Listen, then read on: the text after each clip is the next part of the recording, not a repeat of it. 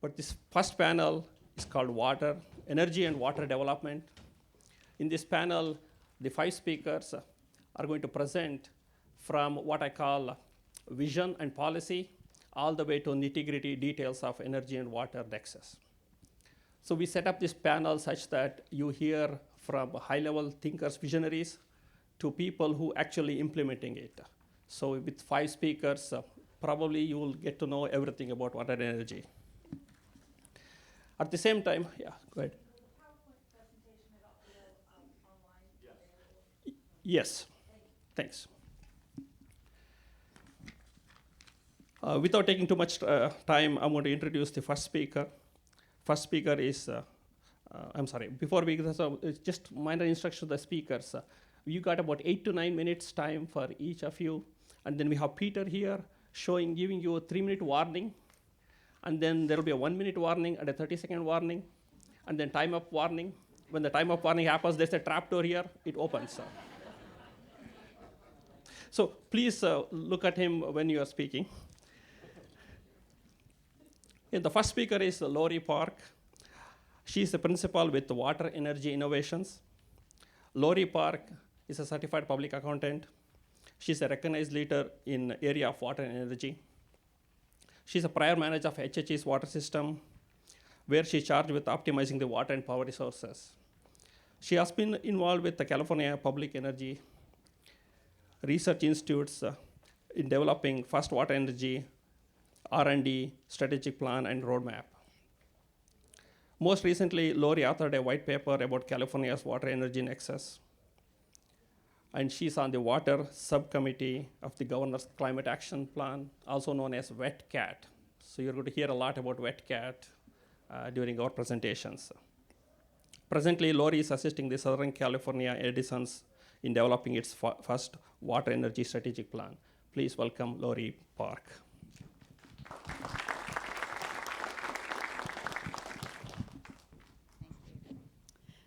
I didn't actually prepare any slides today, and I have no sense of time when I speak, so I'm going to be keeping my eye on Peter here. Just real quickly, yes, I got my start in water and energy working for HHE, where I was hired specifically to optimize the water and energy resources in combination. I thought it was way cool at the time. I didn't know that everybody didn't do it. And I left HECI in 2002 to join a consulting firm, Navigant. And while I was with Navigant, I heard about something the CEC was working on called a water energy study. And I thought, I haven't really quite found my footing in consulting yet. I think that would be cool. That's something I actually know something about. So the CEC had formed an informal working group. It wasn't a publicly noticed meeting, but I found out about it and invited myself. And they allowed me to stay. And since that time, I've been working with the CEC, the CPUC, the utilities and water agencies to try to kind of hone the water energy initiative as we know it and try to advance it. I want to give a little bit of background. I mean, you heard about, and I know you've all heard this number, and that is that 19%, 1920, of California's electricity is water-related, and about 30% of non-power plant natural gas is related to water. It's important to understand that number. I don't really want to delve into the techie stuff, but one of the prior, the really major barriers we have been encountering ever since we helped the CEC issue its study in 2005 was grappling with that number. The importance of that study was that water and energy are related in California. Well, we kind of knew that. What we didn't know was how big it was. And so the CEC study was very significant in the fact that it really tried for the first time to find numbers that could quantify that relationship. And so we have these order of magnitude numbers. Now the truth is they were developed by some real approximations because we don't have data that is collected in quite the right way to give you a perfect number right now. So there have been a number of studies along the way, primarily conducted at the request of the CPUC, because when you start implementing policy on the basis of numbers, you have to have a little better understanding than the high-level picture we were able to paint in 2005. And to that end, the CPUC studies in 2009 and 2010 were very, very informative. Just to break it down for you real quickly, and I don't want to dwell on this too much, again, the most important takeaway is, yeah, they're related. And in California, it is big. About 8% of California's electricity appears to be related strictly to the water and wastewater sectors themselves. So we're talking about the three largest interbasin conveyance systems, and we're also talking about the use of energy by water and wastewater agencies themselves.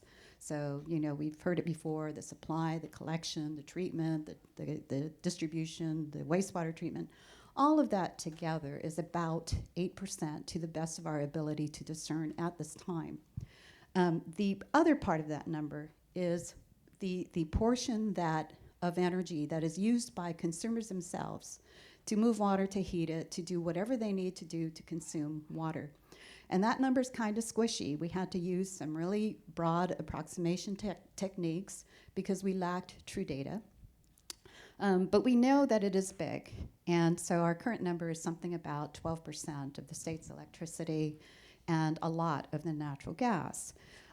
So what we do is we then try to take these numbers and say, now what do we do with this information? Well, a number of things have happened, and most notably, the place that the debate has been unfolding with the most vigor has been at the CPUC, and that's no accident. The reason is, as you've heard about the water energy nexus, there are three really important points to it, right? It's the impact of the energy sector on the water sector, it's the impact of the water sector on the energy sector, and then it's what they can do together, for example, with the water agencies and the wastewater sector developing renewable energy to contribute to the electric side, and it's about reducing the power sector's impact on water supplies, that sort of thing. So those are the prongs of the water energy nexus as we now consider them. So now what do we do? Well, at the CPUC, a lot of decisions are made based on policies that were never developed to take on things that were interrelated. I mean, we've all lived in regulatory and legislative buckets all of our lives. Even now, when the legislature makes policy, it says, okay, I'm going to allocate this many millions of dollars to this thing. And then the regulatory agencies are charged with implementing that directive, that policy directive, and making sure that people don't cross those lines. Well, what's wrong with that? In the water energy nexus, we're crossing lines all the time. And then in addition to that, as we delve deeper into this, we're adding more things to complicate it. So the next natural thing is, what is the relationship, for example, between energy, water, and climate? Greenhouse gases. And so there's an effort going on now with the Climate Registry, who has been in dialogue with ARB, with SWRCB and others, to advocate starting a registry for the embedded energy portion, the greenhouse gases attributable to the embedded energy portion of water, which I think is very useful. But at the CPUC, I want to bring this up again, they get picked on a lot, not because they're bad, not because they're not trying, but because it's really hard there. You know, they have charge of billions of dollars of ratepayer funds. And for the energy efficiency program alone, $1 billion a year is invested in investor-owned utilities programs. So there's a lot of competition for those funds. And now you've had a set of rules that have been in operation for decades. And you have this little upstart thing called Water Energy Nexus that says, hey, we've got a better deal. You can get more benefits. You can get it more cost effectively. This is way cool. But you can't get out of those turfs. And so it's really, really difficult right now. The CPUC is trying to revisit all of its regulatory policies that affect the allocation of those funds to recognize this broader, diverse mix of resources. And what we need to lead us out of this is leadership. We have had the most traction occur in the last year, primarily because of friends. My friends at Aqua, which include Grant Davis and his co-chair, Martha Davis from the Aqua Energy Committee, asked me to write a paper to help advance the Water Energy Nexus, and I said, perfect. I've been looking for a venue. There are so many things they want to get clear, and so I wrote a paper for them that was adopted or sponsored by the Governor's Water Energy Team of the Climate Action Team, also known as WETCAT. And the preface was written by Aqua, and we put it out there. The governor's office then used that paper as a framework for launching a dialogue with both the water and the energy sectors about what we could do to do much more partnering. And in the last year, we have gotten more traction than we have ever gotten before in the Water Energy Nexus. And remember that the CEC issued its findings in 2005 and said, wow, this is great, we really need to do stuff. And it's taken this long to break through all of those historical regulatory policy barriers that we have to get to where we are today. So I was really pleased to see that, Felicia and other policymakers are here today because truthfully, it is their leadership that we need to help us break through the barriers that bind us and prohibit us really from maximizing our investments. And let's face it, we don't have all that much money to throw around, so we need to do a much better job. And with that, I'll leave you, but I wanted to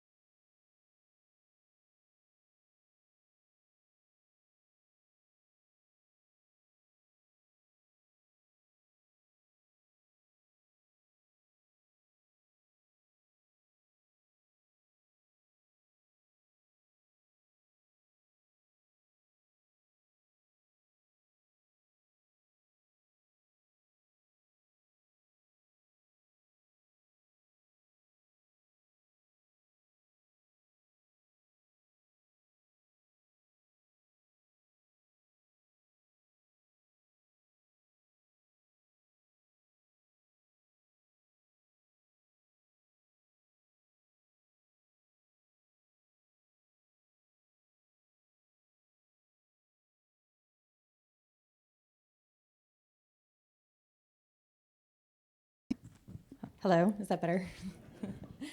Thank you all for having the ISO out to join us in this important conversation about where energy and water meet. My background, personally, I've been in electricity and natural gas, so in the energy sector for about 12 years. But I'm learning a lot about water, and I find it very intriguing, and I think there's a lot of opportunity where the two do meet. If I could ask you to go to the first slide. I have just a few slides to talk about today, and then I'm really excited to get to our panel and our conversation. Here's some facts about the ISO. Just by show of hands, how many of you in the room would say you're fairly familiar with what we do to very familiar with what we do? Okay, so quite a few. I'm probably not going to tell you a whole lot about what you don't already know. I see our function as sort of in three parts. We're what we call a balancing authority area. So as Vijay mentioned, we're balancing supply and demand every 4 seconds of the day and in real time. And we're making sure that we have standby capacity to handle any contingencies, whether they be generation or transmission or other contingencies. We're also a transmission planner. We're looking forward to the future to see what kinds of resources and things that we have coming onto the grid so that we can plan appropriately transmission. We also operate the high voltage transmission system for the state. And then finally, we facilitate a competitive market where supply and demand can come in and signal their willingness to participate, and we clear them economically and cost effectively according to what's happening on the grid, whether they're transmission outages or generation outages. Next slide, please. Okay, on this slide, we've represented a few of the state's policies. There are, of course, very many. Our goal is ultimately to clean up the air and clean up the water, and we as the grid operator are very in tune with that. There are probably 3 or 4 policies that affect the wholesale power grid pretty substantially. The first one many of you probably know as the RPS goal, or the 33% renewable goal. And that's to say that anyone who serves demand or serves load has to procure at least 33% of their portfolio from qualified renewable resources. And that's a capacity procurement. Secondly, greenhouse gas, I think affects all of us, trying to clean up the air. Energy efficiency and distributed generation. This is actually the state's #1 goal. And I call distributed generation things like rooftop solar, things that are produced and consumed on site and don't really need to use the grid. We have a pretty large goal of about 12,000 additional megawatts of distributed generation for our future. And then finally, I'll mention OTC, or once through cooled, you'll see on the bottom right there, retirement or repowering of these facilities. Once through cooled facilities are facilities that are typically natural gas fired, and they sit along our coastline, typically in areas where there's a large amount of load. These facilities, however, take in cool ocean water to cool the facilities down, and so what they put back out is warm, and of course that affects marine life. So we have a goal to either repower or shut these facilities down. The challenge for the grid is that's 12,000 megawatts. If we look at today's demand, we're going to hit about 35 to 36,000 megawatts. So we're looking at about a third of our fleet right now that needs to comply with these standards. And so there will be an effect. These policies are, of course, good, and they help us to achieve our goals. However, they do change how we operate the wholesale power grid. The duck chart. How many of you have seen this graph? It's becoming famously known as the duck chart. I'll describe in a moment what this means. Just to take a quick step back, in our past, the way that we used to do things, our load was really what was variable demand, right? But we could anticipate what that looked like. We sort of had an idea of what load would look like. Today, a lot of our generation sources are variable as well. So when we're looking at the equation, we're actually balancing both sides dynamically. Because we've added a lot of wind and solar to the system, our curves start to change. And what you see here is called the net load curve, and it progresses over time. What the net load curve is the load in California, or the demand in California, and then once that's served by the available wind and solar resources, the net curve is what is left over. So what you see here is we probably have about 35 to 40,000 megawatts of load.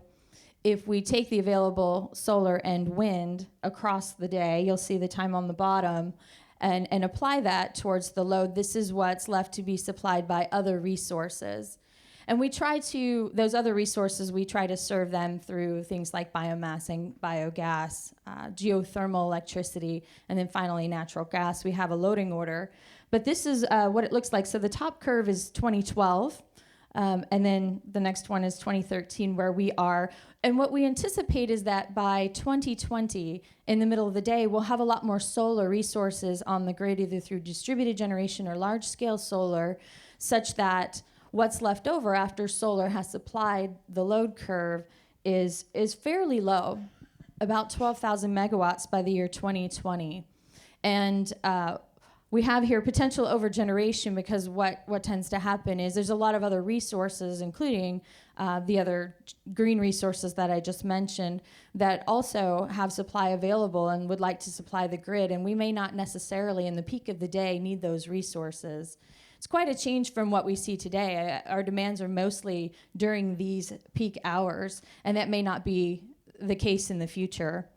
The other two things I'd like to point out on this grid are, you'll see here in the morning at about 6 a.m., when we're all when the sun's coming up and we're all starting to use power, you see the decrease here. And what we're going to need as far as grid stability are resources that can ramp down and allow the wind and the solar to replace them. But you see the opposite on the back end when the sun is going down, and particularly in the winter time when it's dark earlier and our demands are going up as we leave and go home, watch Dancing with the Stars, turn on holiday lights, whatever we're doing. We need resources that can quickly ramp up to meet that demand as we're losing solar generation. So we do have the ramping needs, and potential overgeneration is demonstrated here. Next slide, please. So I think that there are a lot of opportunities. The water system is very complex, and as is the electricity system. So I think that there's a lot of opportunity to really understand one another, whether that's through pilots or other ways of working together. I think that there are opportunities to understand where there may be market or other policy implications that we can better understand. And then, of course, use all of our findings to populate our thinking as far as policies go to help us to work together and bring these two commodities a lot closer. So with that, I'll stop there so we can eventually get to your questions. Again, thank you for having the ISO, and we're looking forward to speaking with you.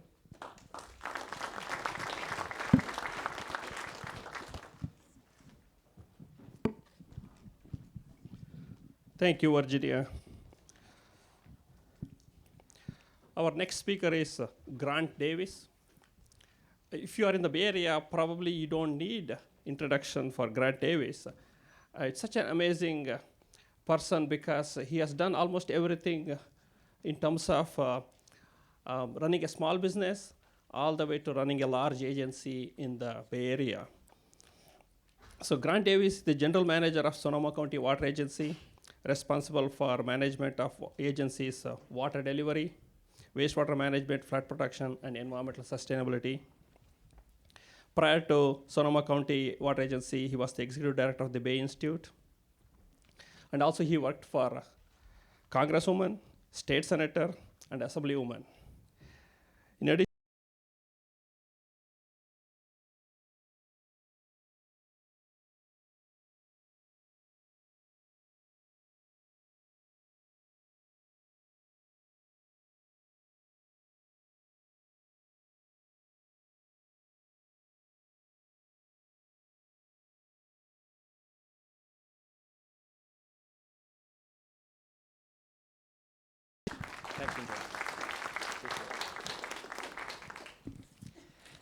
Well, I appreciate that introduction very much, and it's a pleasure to be in front of you today with my colleagues, friends, folks that I've worked with over the career. And I think Laurie said it best, that this is a conversation about leadership and making sure that we're doing all that we can to meet those ambitious goals that Virginia just described for the ISO. Laurie, I particularly appreciate the shout out. Your white paper really was a signature piece that allowed AQUA to present, that's the Association of California Water Agencies, an energy future that would help propel water districts and sanitation districts forward. So that really is the theme of my comments today. I want to thank John Coleman in particular for putting together a panel like this and the whole program today. His leadership at the Bay Planning Coalition gives me great hope that we're going to see good things to come and more of this type of innovation and thinking and leadership. I'm hoping that we have a clicker that's going to let me. There we go. Good. So, as I said, I'm the general manager of a group agency called the Sonoma County Water Agency. And I've been doing that for about 5 years, first as an assistant general manager and then general manager. And like all good general managers, you'll hear from Alex and others today, we just take credit for the great staff work that others do. And that literally is the truth. In fact, I have a couple of staff members that came down with me, carpooled today. Dale Roberts is one of those crackerjack principal engineers at the water agency who helped and literally put the presentation together. And I'll be the first to admit it and say, Dale, thank you very much. Thanks for putting up with me as well. Another one that needs to be recognized in that vein is, in the water agency is a former board member, now leading consultant, also with CH2M Hill, Paul Kelly, who I believe is in the audience, but he was a supervisor. There he is in the back there, Paul. With his leadership and his colleagues on our board, they allowed us to do some of what I'm going to be talking about today, and I'll try and stay within my 8 minutes or so. So briefly, the Sonoma County Water Agency is a wholesaler to about 600,000 customers, primarily in Sonoma and Marin County, but also folks in the Mendocino County area rely on our reservoirs for their production. In addition, we run about 8 different sanitation districts and zones. So we're looking at the wastewater side, and that helps us further integrate and start thinking about the connections like the energy and water nexus. In addition to that, we also provide flood control for over 100 miles of engineered channels and natural channels up in Sonoma County. So right there, you're looking at flood control, wastewater, water supply. And in addition, increasingly, you're looking at the environmental resources and energy. And that's the story I want to tell a little bit about, because my main objective today is to encourage other water utilities to engage on the energy equation. And believe me, we're very lucky in the Bay Area. You're going to hear Ben next at EBMUD, a leader in energy and water. You're going to hear from Harlan later at SFPUC, another major leader in energy and water. I know my colleagues from Santa Clara Valley Water District are here. So when you look at it, Marin County being another, we are very, very well positioned in the Bay Area to take advantage of this nexus. So briefly, I'm going to be talking why we reduce greenhouse gas emissions along the lines of what Virginia was just describing, and hopefully we can make the case that since we're responsible for securing our future water supply for future generations, obviously in uncertain times like climate variability, we have to be able to adapt. We have to be innovators and look ahead. We are very susceptible to climate change. We have a coastal region. We've also had sanitation that hits the bay. And what happens in the Bay Area in our region very likely is going to be a microcosm of what happens in California. And also, clearly, we are one of the largest energy users in the county, not unlike the entire state. So water utilities to heat, transport, deliver water are some of the largest consumers. So back in 2005 or so, we were charged by our board of directors to deliver a water agency energy policy. Had 2 prongs. The first and foremost was this notion of carbon-free water, and I'll go into that a bit more in just a few minutes. That deals with water conservation, system efficiencies, and developing and procuring renewable energy. And we do that through projects of regional benefit, both within Sonoma County and the region. Carbon-free water was a notion that we didn't just come up with. We actually combined held a forum of the academics from Stanford, UC Berkeley, Sonoma State, and beyond. And we're challenging to think about where we're going as a utility, where the state was going. And they delivered us the theme of carbon-free water, which is essentially being able to deliver every molecule that we produce with renewable energy, with sources that are renewable. And it's a tall challenge, and you're going to hear that story a bit more as I go into detail. But essentially, you're talking about how to pump and how much to pump. Obviously, if you're reducing your water deliveries, that's the first place to start. And you reduce your energy needs as a result. And that is by far the biggest part of the equation that we're watching. You also look at system efficiencies, and that's by sure you're looking at how to replace old pumps, old caissons, make sure that you're maintaining your facilities for efficiency purposes. And then primarily using renewable energy, which is the third part of that stool. I'm pleased to say that if you look at these, we have reduced our deliveries over 25% since 2005. Not a good business model if you're in the business of making money. So my business colleagues on the Bay Planning Coalition, don't follow this lead necessarily. unless you want to take it a little step further and you're in the public portion of delivering services to constituents, which we are. And so I believe the public sector, and particularly the utility sector, can lead and be part of leading our way forward to meeting the ISO's challenges, and that's my premise. Along with that, we've improved our efficiencies by up to 18% since 2005 as well. So it's achieving those very ambitious goals very systematically by making a commitment and having a stated goal. Pleased to say that we are actually well on our way to getting carbon-free water by 2015. We're at 97% of our energy consumption demands procured through renewable resources. The primary feature of that is water conservation.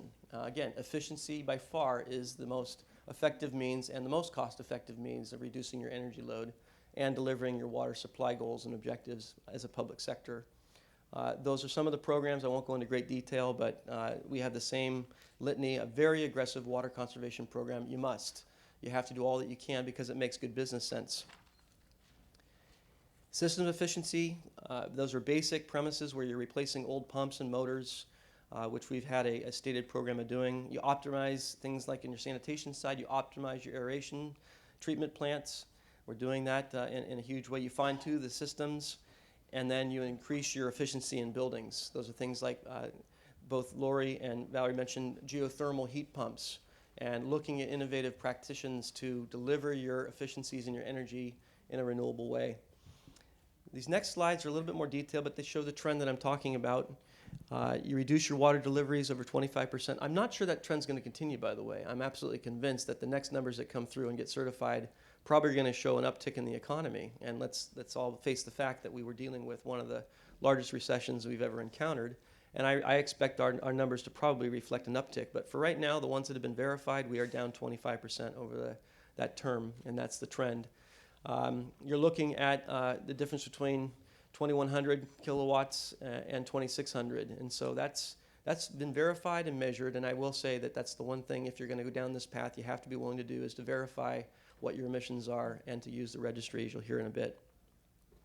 So for purchased energy, this is the truth. We've smartly worked in an association called the Power and Water Resources Pooling Authority. Those are folks like Santa Clara Valley Water District, Sonoma County Water Agency, Byron Bethany, and a slew of other large irrigation districts in the state. And we pool our resources and actually come up with a much greener portfolio, a more reliable, and more importantly, a cheaper alternative to purchasing electricity. Nevertheless, we have about 7% of our load is from PG&E, and it is that particular feature right there that caused us and our board about 2 or 3 years ago to follow Marin County's lead and launch a Sonoma Clean Power, which was a CCA. We're pleased to say that we've just concluded that. We'll be serving renewable energy at a 33% portion that Virginia talked about beginning in 2014. That's going to allow us, once that comes online, to purchase the last 7% and ultimately reach that goal of carbon-free water by 2015. So that's just very quickly the power content that we're looking at how we make up. Granted, some of our best sources are methane gas at the landfill at the county that we purchase, and a slew of other hydro, a lot of solar that we've got about 2 megawatts that we use. So very quickly to wind down this, I want to just show that trend line on our electricity emissions. And again, my part of the panel here today is really just to hold up Sonoma County Water, the North Coast region, as an example that we can do this with some systematic investments and a concerted leadership. And I will say, you're going to hear later today, without the leadership of the state, we would not have been able to get this. Without that 33% renewable portfolio, we would not be able to achieve and propel forward. And ultimately, what's missing, and we're going to need to construct, is the incentive base to allow agencies like ours and communities, local government and jurisdictions to capitalize on that carbon market and that the goals of reaching 33% renewable. With that, then, you aren't taking an ordinary risk. You are actually able to systematically go through those other water agencies and districts that may not be as fortunate and as integrated as we happen to be, or as driven in making sure that we reach those goals. So it's a successful program. You can see the delivery of the metric tons that we've delivered over the last 5 years. Those are the numbers of what it equals in terms of electricity for passenger vehicles and what's supplied to homes. And lastly, I mentioned that you do need to announce the fact that you've achieved these. We're one of 3 platinum-based leaders under the Climate Register Leadership Program. I'm very proud of that. I don't know the other 2 even, but I suspect they're going to be folks that are crazy enough to go down this path, that follow the lead of boards, but ultimately work in concert, as Laurie said, and our colleagues in the water community, that this can be done. And again, I'd like to thank the Bay Planning Coalition for today's forum. Look forward to your questions, and we'll go on to the next panel.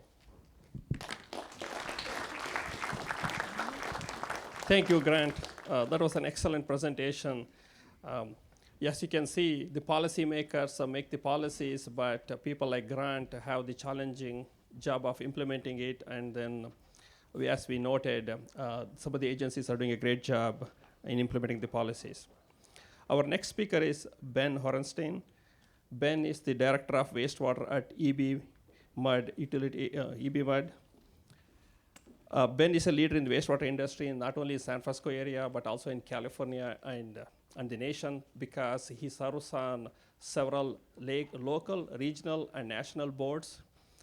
And Ben is a registered grade 5 operator in both water and wastewater. Very rare to find a person like Ben having that kind of certifications. And just a minor thing about EBMUD, they are the first agency in California to generate more power in their wastewater than they take it. What's wrong with these guys? I want a discount on my sewer bill. So please welcome Ben Horenstein. Thank you, Vijay. And the discount is already wrapped into your sewer bill. So, and I will be talking about how East Bay Mud has achieved this net positive aspect at our wastewater treatment plant through the innovation that we've done.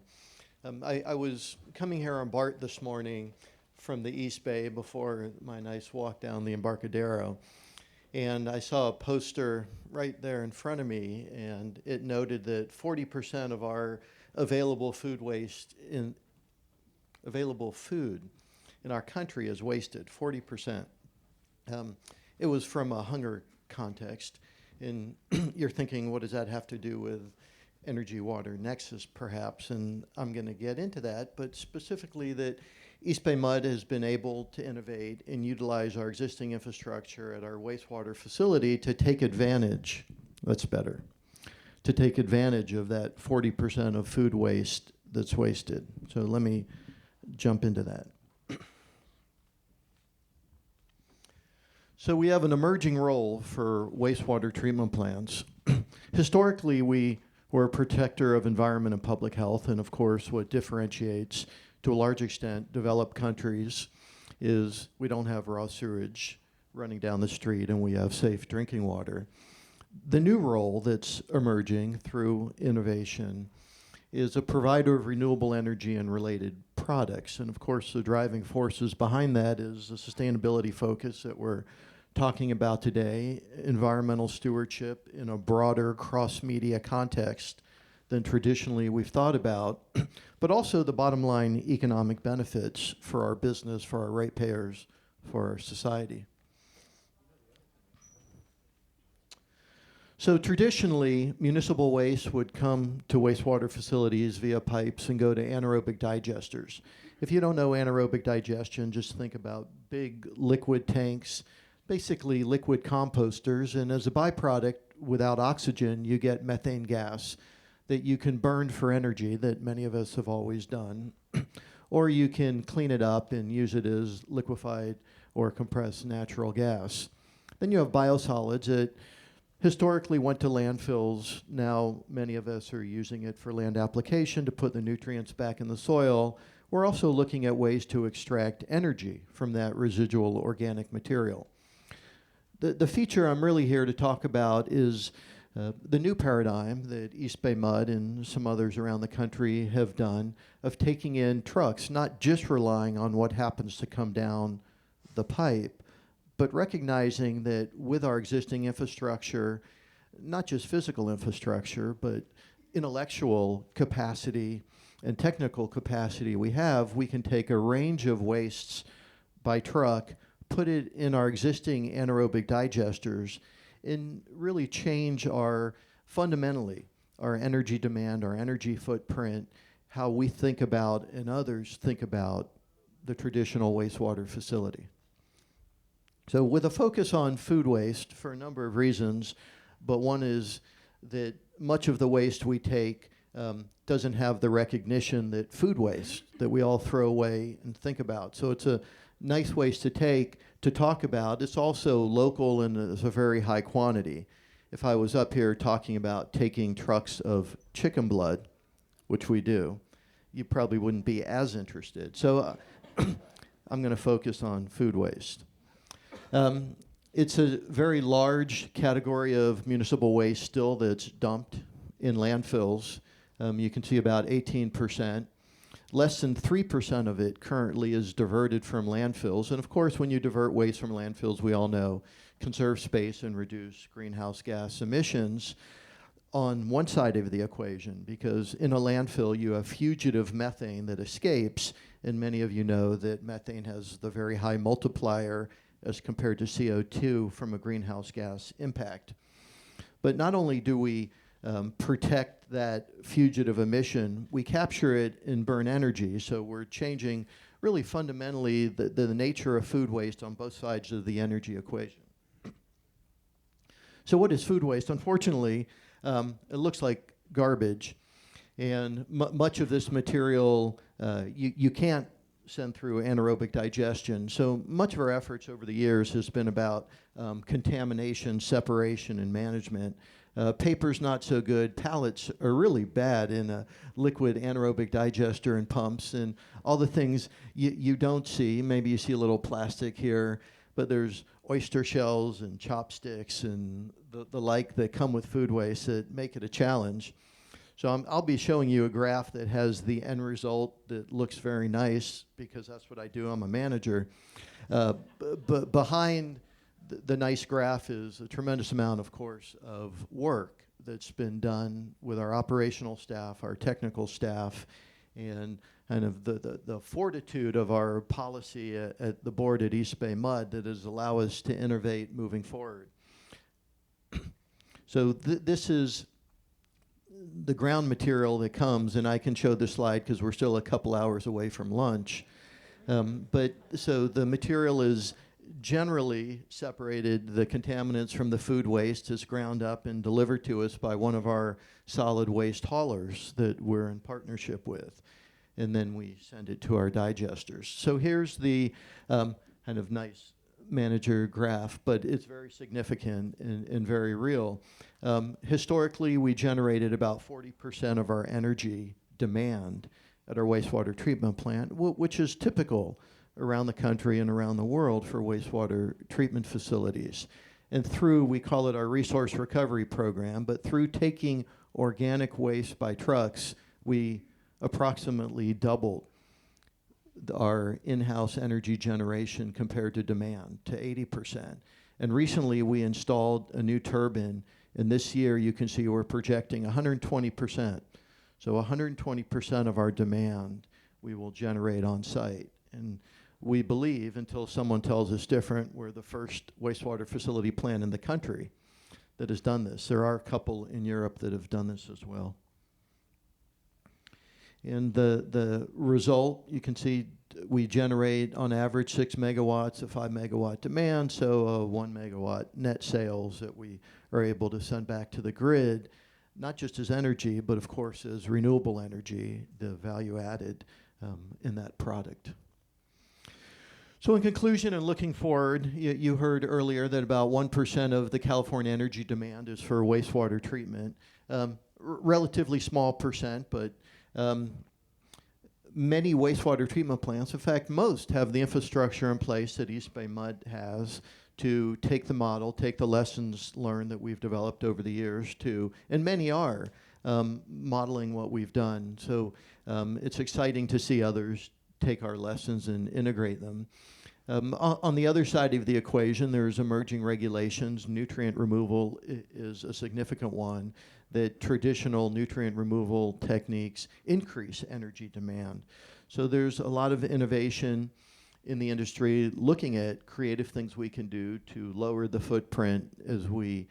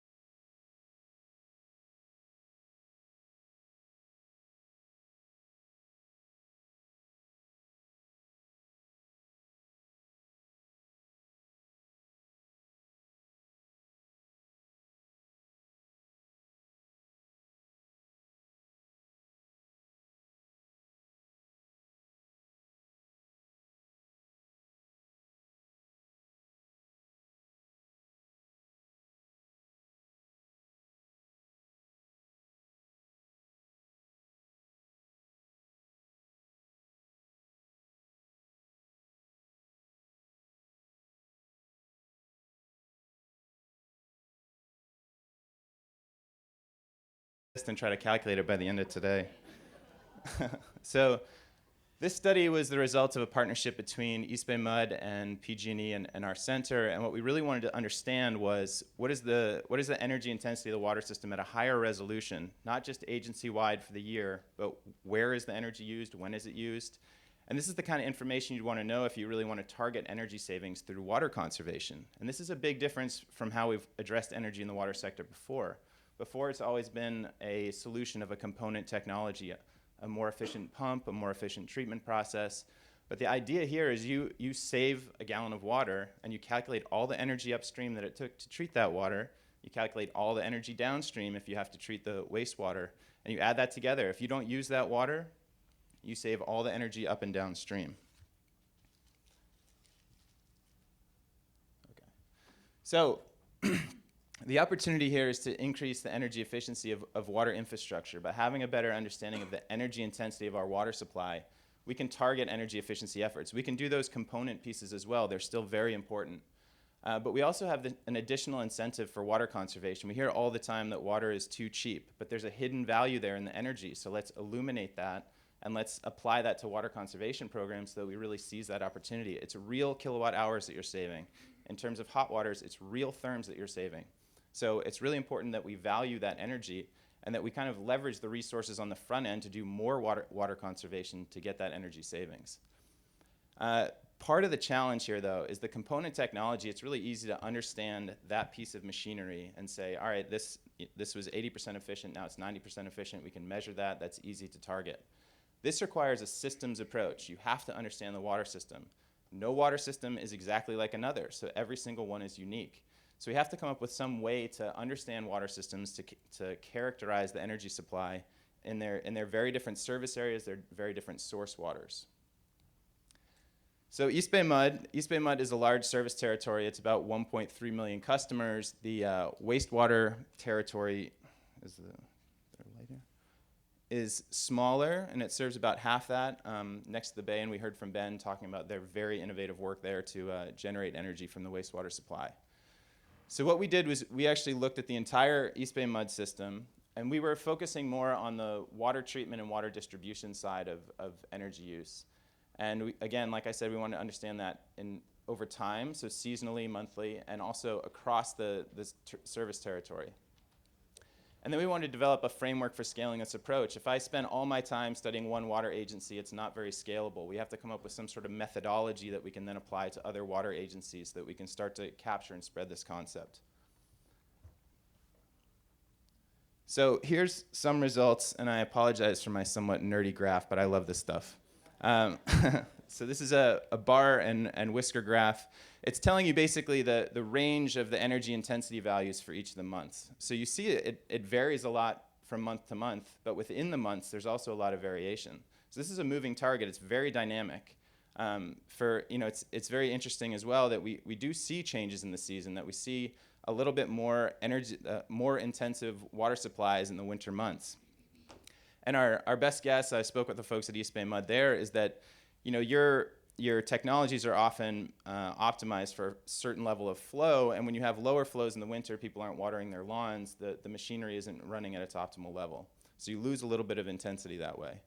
Another important piece here, which I haven't discussed yet, is that there's a big difference between outdoor water use and indoor water use. Outdoor water use does not make its way to a wastewater treatment plant, so you don't have that additional energy intensity from a wastewater treatment plant.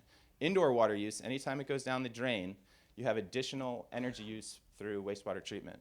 So basically all these values, if you add about 2,000 kilowatt hours per million gallon, that's what it would be for indoor water use. So we see a range of about 1150 to about 1350 in terms of the indoor water use. That ramps up quickly to about 3,000 to 4,000 in terms of the seasonal variation for indoor water use. So again, forgive this graph. This is really noisy and messy, but this is what a water system looks like, and this is just a portion of EBMUD. This is 10 pressure zones in the EBMUD service territory. They have, I think, up to over 100, 130. So we had to kind of select a few. We were doing a high intensity analysis, and we wanted to select a few and take a deep dive. And this is how we had to preserve the integrity of the engineering aspects of the system to calculate the energy as it flows through the system. And so here are what the results look like in a map form. Again, this is we did 10 pressure zones. It's not the entire system, but we see really wide variation here as well. In fact, much more variation here as compared to the seasonal variation. So this is outdoor water use. This does not include wastewater. We see variation from about 1,000 kilowatt hours per million gallon to upwards of 4,000 kilowatt hours per million gallon. That's really wide variation in the system, and that means if you target water conservation in some of the Berkeley Hills, where it's a much higher energy intensity, and the real reason behind this is you're pumping water up hills into the Berkeley Hills, you're getting 4 times the energy return than you're getting in kind of the lowlands of Berkeley.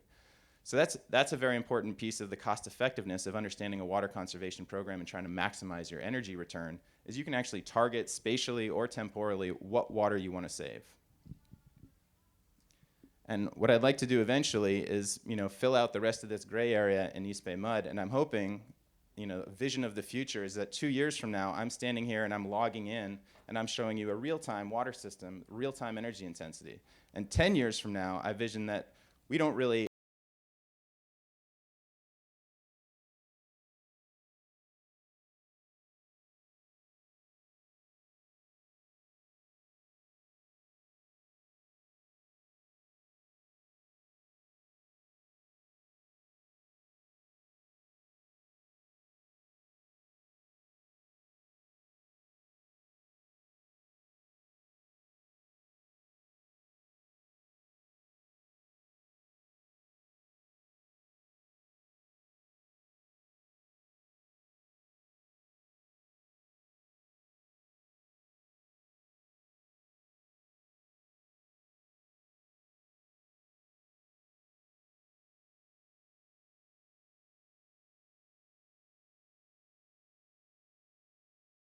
zones.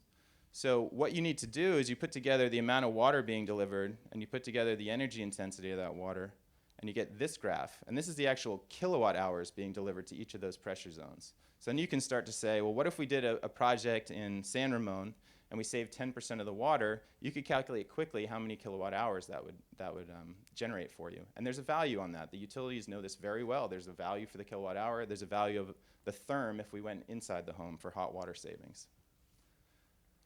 So there is challenges to this approach. I mean, it takes a lot of data.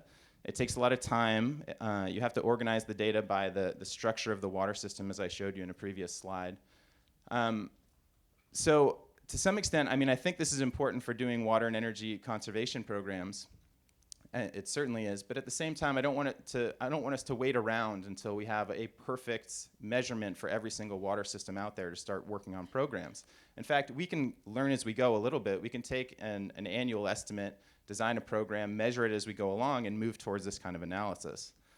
But at the same time, I don't think the data aspect needs to be a limitation. I think we're moving fast in the area in the water sector in terms of advancing IT analytics. I think this stuff can be built in.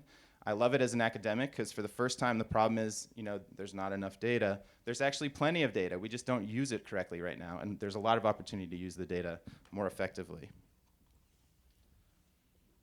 So with that, I'll wrap up. I'm pretty much done. So I look forward to your questions. Thank you.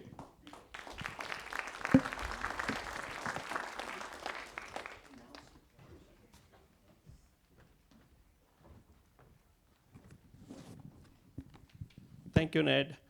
Yes, I indicated earlier, if you can write your questions on the card, and then we're going to collect from the side.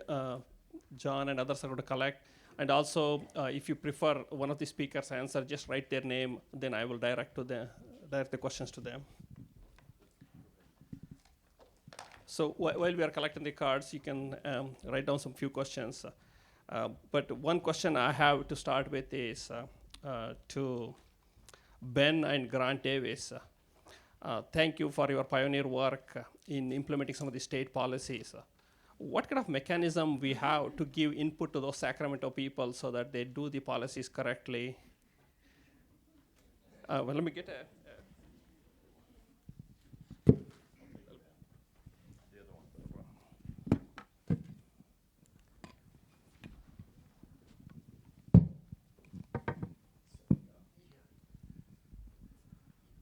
Got to be careful with that type of a question that's actually relatively loaded. I was very impressed, by the way, with EBMUD. I'm going to shift this a little bit just to say that we have some brewers in Sonoma County that are looking at their waste product and the inability to treat in county that truck their material over to EBMUD is an example of the type of learning that we're going to do. And fair warning, my hope is that in Sonoma County we have a similar system that EBMUD, regardless, it'll be one of the wastewater utilities, much as what was just said earlier. They're going to be engines for renewables and it'll be net producers. So we're on the right track.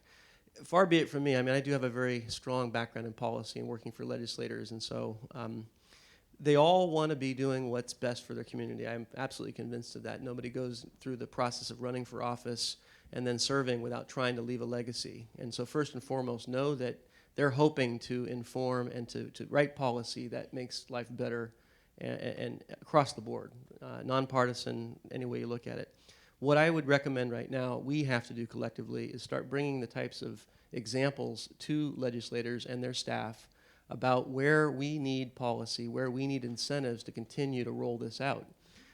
I said it earlier, the ISO, the state, CPUC, Energy Commission, the governor, a 33% renewable portfolio should be the measure, and it's already creating policy that lets us strive for that. What's missing right now are the ways you can leverage the dollars that utilities can bring and match that with a statewide incentive somewhere. So I'm keen on where the carbon revenue is going to go, where we're looking with Prop 39 funds that get driven down to local government. I think that's our big challenge. And it's easy enough to explain that, but if we don't have pilot programs to demonstrate what we're doing and where we could be benefiting, then that's on us. Until we're there, we're not going to be as effective. So I think that would be my answer. I'll let Ben. Grant, did you say you're targeting that brewery waste that's coming to us?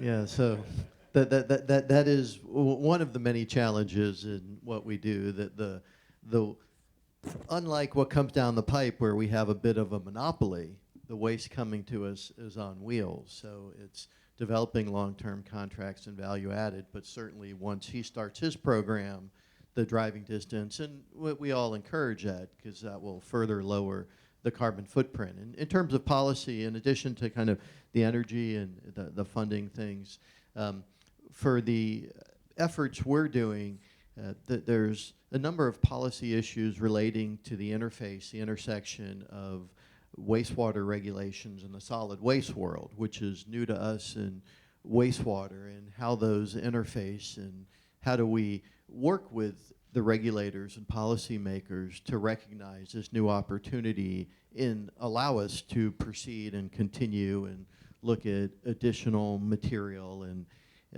so we do a lot of work and a lot of thinking in that context as we're somewhat paving new ground. Thank you, Ben. On the follow-up, this is another great question from one of our audience members. What is the biggest barrier you face in trying to integrate water energy structure? External regulations, or what single incentive or barrier removal would help the most?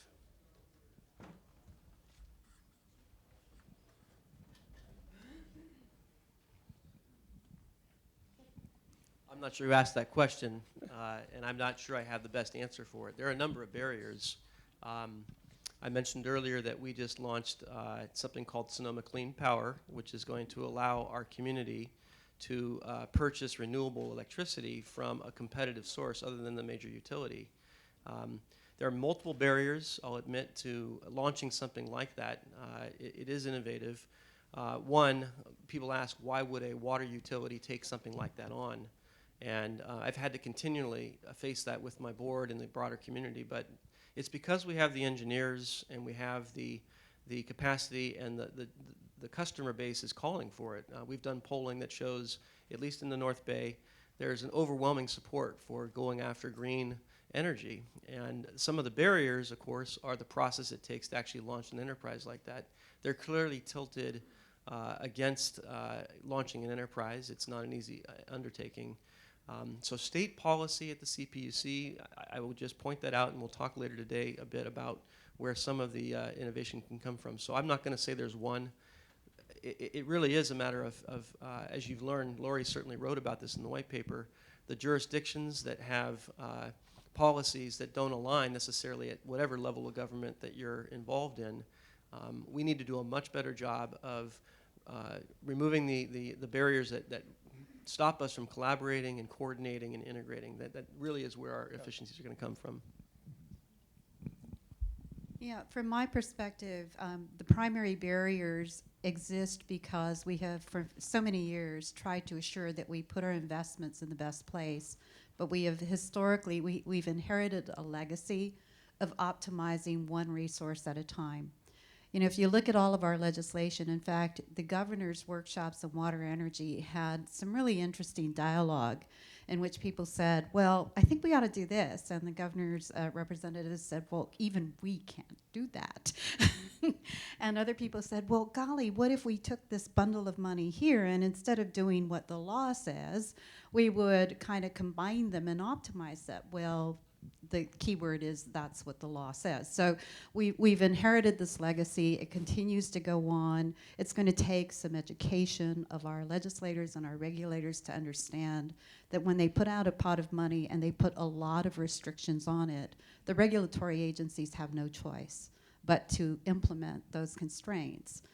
We don't have a policy that says, I want to take whatever it is, these ratepayer charges, maybe it's, and I can't remember what the PGC charge was, but it was a tiny little number. Say it was 0.3%, okay? And we've got a contribution to public good.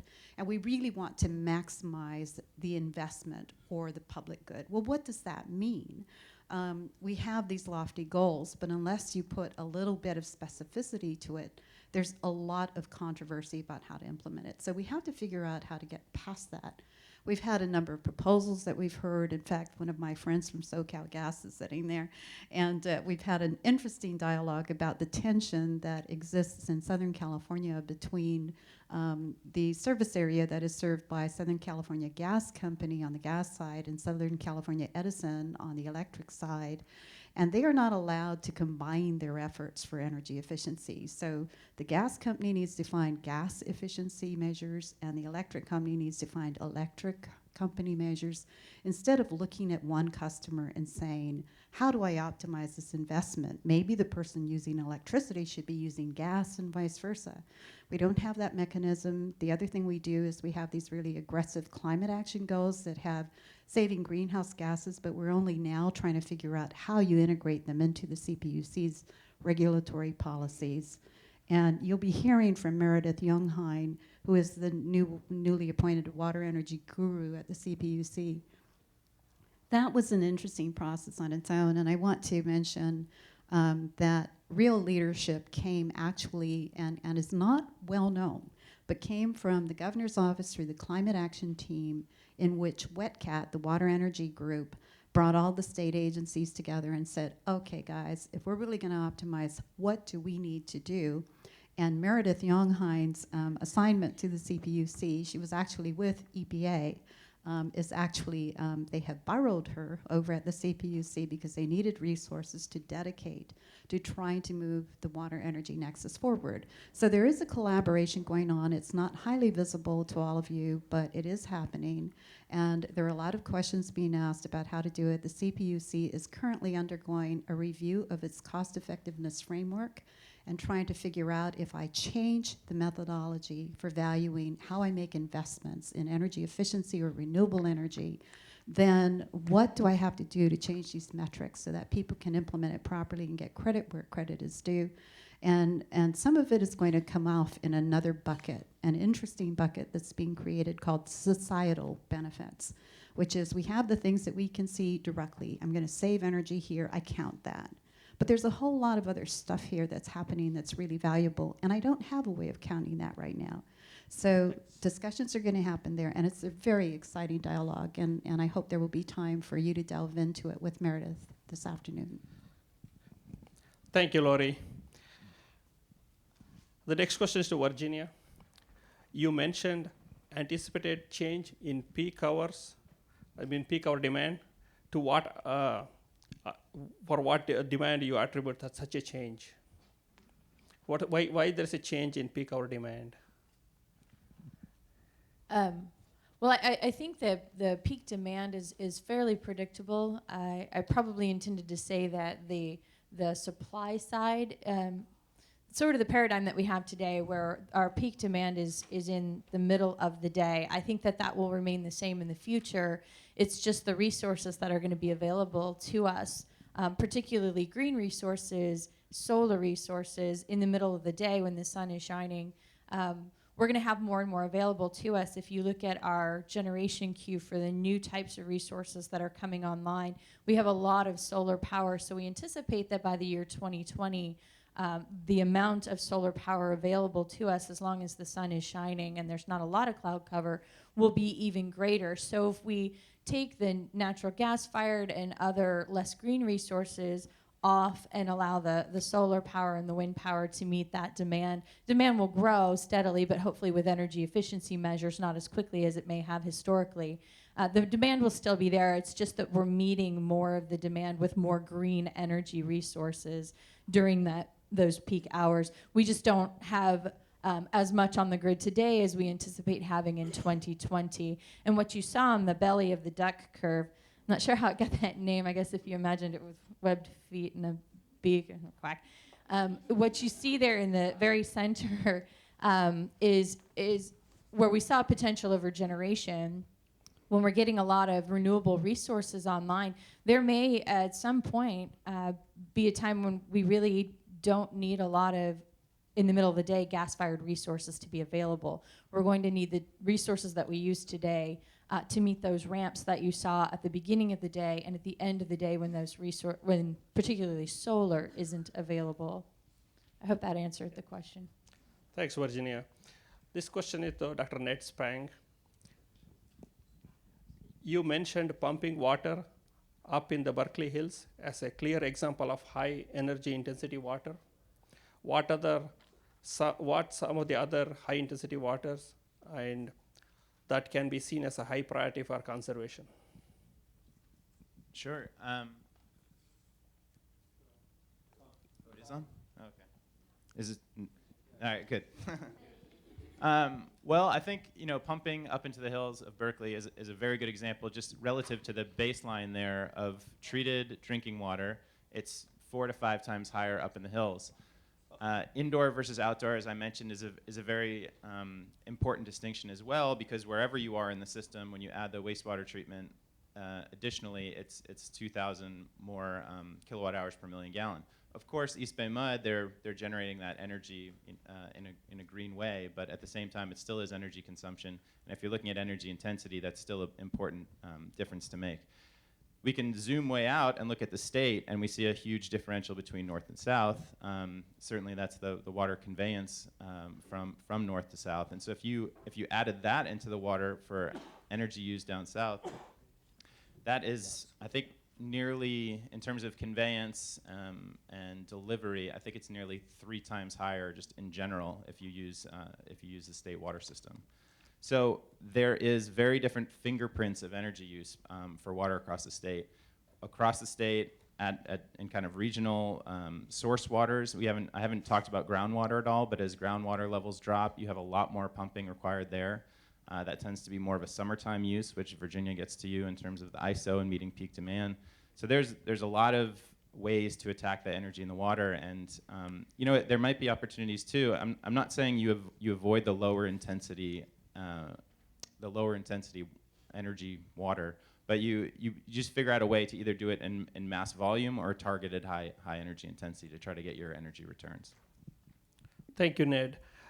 Unfortunately, we have more questions than the time allows. So what we'll do is we will talk to the panel and then get that answers and put it on the website as we did last time. So that way we will address all your questions. So I have time for one last question. This is addressed to Ben. Great ideas, Ben. How do we, municipal water purveyors, justify the huge costs upfront to our ratepayers who are already angry about current water and wastewater rates?